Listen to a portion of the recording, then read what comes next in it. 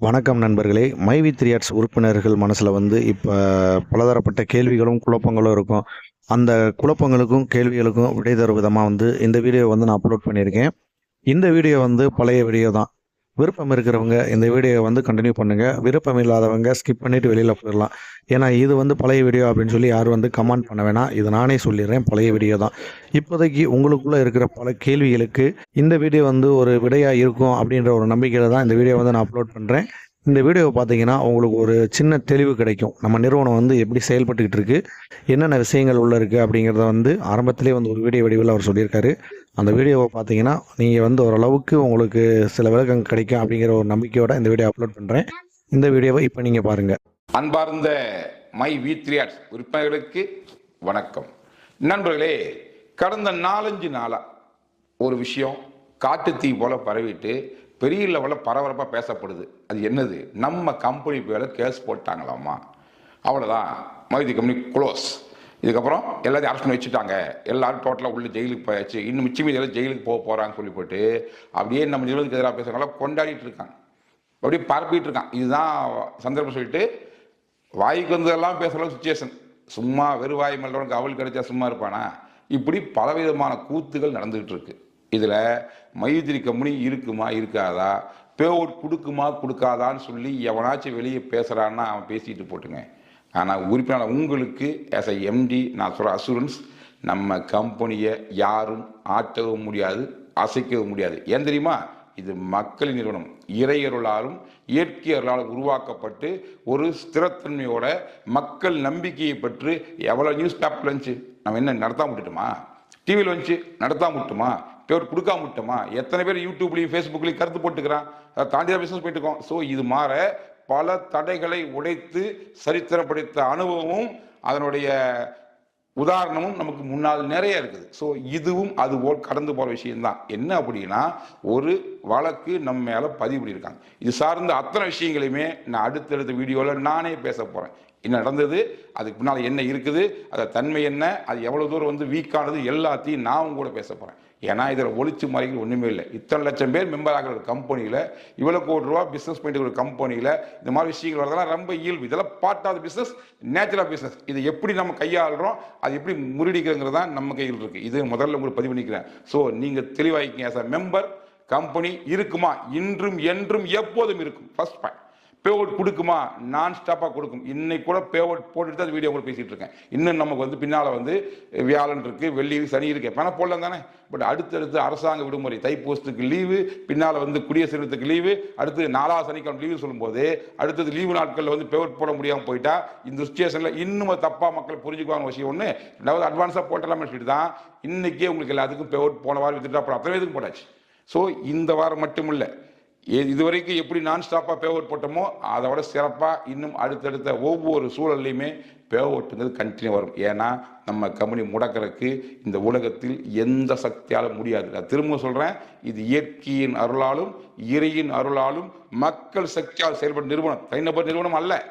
அத்தனை லட்சம் பேர் இன்னைக்கு இருக்காங்க. 50 லட்சம் பேருக்கு மெம்பர் கொண்ட ஒரு கம்பெனியினுடைய செயல் திட்டத்தில் இவ்வளவு தெள்ள தெளிவாக டிரான்ஸ்பரண்டாக மக்கள் நலனில் அக்கறை கொண்டு தாந்தின்னியா ஒண்டிமுனியா லாபத்தை நிறுவனம் வச்சுக்காம மக்களோட பகிர்ந்து செயல்படுறன்னு சொன்னா இதற்கு எத்தனை சோதனை வந்தாலும் அது சாதனையாக தான் முடியும். நம்ம அவுட் பண்றதுக்கு போற அத்தனை பாலி 6 வச்சிருக்கோம், இந்த பாலி டபுள் 6 போறோம். கொஞ்சம் பொறுத்து இருந்து பாருங்க. எல்லாத்துக்கான பதில் சேனல் நான் சொல்லுவேன், இதற்கான பதில் காலம் சொல்லும். எந்த கவலையும் வேண்டாம். நிச்சயமா இதுக்கான அனைத்து விஷயங்களும் மிக பாசிட்டிவா மிகச்சிறப்பாக நமக்கு சாதகமாக தான் முடிய போகுது. இதுக்கு நாம் என்ன பண்ணணும், அடுத்தது தெரியணுங்கிறத தொடர்ந்து இந்த சேனலில் பேசுகிறேன். பட் முக்கியமாக என்ன அப்படின்னா, ஒரு சிலர் ஒரு விஷயத்தை பண்ணியிருக்காங்க. விஷமிகள் பண்ணாங்களா இல்லை விருப்பத்தில் பண்ணாங்களான்னு தெரியல. என்னன்னா, என்னுடைய மொபைல் நம்பரை கொண்டு போய் ஃபேஸ்புக்கில் போட்டுவிட்டு இதுதான் கம்பெனி எம்டி நம்பரு, அரெஸ்ட் பண்ணிட்டாங்க, நீங்கள் ஃபோன் பண்ணி கேட்டுக்குங்க, எதனால ஃபாலோ பண்ணிக்கங்க அப்படின்னு சொல்லிட்டு என்ன பண்ணியிருக்காங்க, என் நம்பரை கொடுத்து ஊர் ஊரை பரப்பிட்டாங்க. இதன் மூலியம் என்னாச்சுன்னா, நேற்றுக்கு இருந்த கண்டினியூவாக கால் நானும் அட்டன் பண்ணி சலிக்காம பேசி தொண்டையை கட்டி போச்சு. அந்த அளவுக்கு கால் பேசியிருக்கேன். 500 கால். ஒரு கால் குறைஞ்சோம் ஒரு நிமிஷம் 2 நிமிஷமா பேச வேண்டியிருக்கு. ஹாய் பாய் சொல்ல முடியாது. அவங்க டவுட் கேட்குறாங்க, கொஞ்சம் பேர் பதட்டத்தை கேட்குறாங்க, புதுசாக சேர்ந்தவங்க கொஞ்சம் பேர் அக்கறை கேட்குறாங்க, ரொம்ப நாளாக பெனிஃபிட் வாங்கிட்டு இருக்கிறவங்க அக்கறையாக பேசுகிறாங்க. எதையுமே நம்ம தட்டி கழிச்சுட்டு போக முடியாது. அவங்களுக்கு அது ஒரு ஃபோன், எனக்கு 100 ஃபோன் 200 ஃபோன், அவங்களுக்கு அது ஒரு ஃபோனும் போது நான் பதில் சொல்லணுமா இல்லையா? இப்படி கடந்த 1.5 நாளா பேசி பேசி பேசி என் த்ரோட்டே போயிடுச்சு. அந்த அளவுக்கு டேமேஜ் ஆகிற அளவுக்கு கண்டினியூ கால் வந்துருக்கு. ஸோ இந்த கால் வந்துட்டே இருக்கு. இப்போ கூட கால் வந்து இருக்கு. ஸோ அப்படி சுச்சுவேஷனில் நான் என்ன பண்ணலாம் முடிவு பண்ணிட்டேன்னா, என் மொபைல் நம்பரை சுவிட்ச் ஆஃப் பண்ண போகிறேன். எதுக்காக சுவிட்ச் ஆஃப் பண்ண போகிறேன்னா, இந்த அன்பு தொல்லையிலிருந்து நீங்கள் கொடுக்குற ஒரு அக்கறையிலிருந்து நீங்கள் தொடர்ந்து அக்கறையாக கொடுக்குறீங்க. என்ன சார் ஆச்சு, எது சார் ஆச்சு, நாங்கள் இருக்கோம் சொல்கிறீங்க. நீங்கள் இருக்கணும். ஏன்னா உங்களுக்காக நிறுவனம் போது நீங்கள் கூட இருக்கிறது தான் நியாயம். அதில் எந்த குழப்பமும் இல்லை. ஆனாலும் இந்த மொபைலை கான்டாக்ட் பண்ணி எனக்கு பதில் சொல்கிறதுங்கிறது முடியல. கண்டினியூவாக ஃபோன் வந்துட்டு இருக்குது. உங்கள் அக்கறை தான் எனக்கு புரியுது. இருந்தாலும் அதே ஒரு இம்சையாக மாறும்போது, அன்பு தொல்லையாக மாறும்போது எனக்கு எத்தனை வேலை இருக்குது. இன்னும் வீடியோஸில் பேசணும், இன்னும் அப்டேட் பண்ணணும், இந்த சூழலை எதிர்கொள்றதுக்கு என்ன பண்ணலாம் யோசிக்கணும். அதை தாண்டி நிறுவனத்தின் வளர்ச்சிக்காக பல விஷயங்கள் யோசிக்கணும். இன்றைக்கி நம்ம கம்பெனி எந்த அளவுக்கு டெவலப் ஆகிட்டு இருக்கு அப்படின்னா, இப்போ ஏற்கனவே 10 வண்டி அசோக் டைலண்ட் படா தோஸ்த் வண்டி எடுத்து பாடிட்டு இருக்கோம். பிப்ரவரி 1st வீக்கில் லான்ச்சிங் அந்த வண்டி.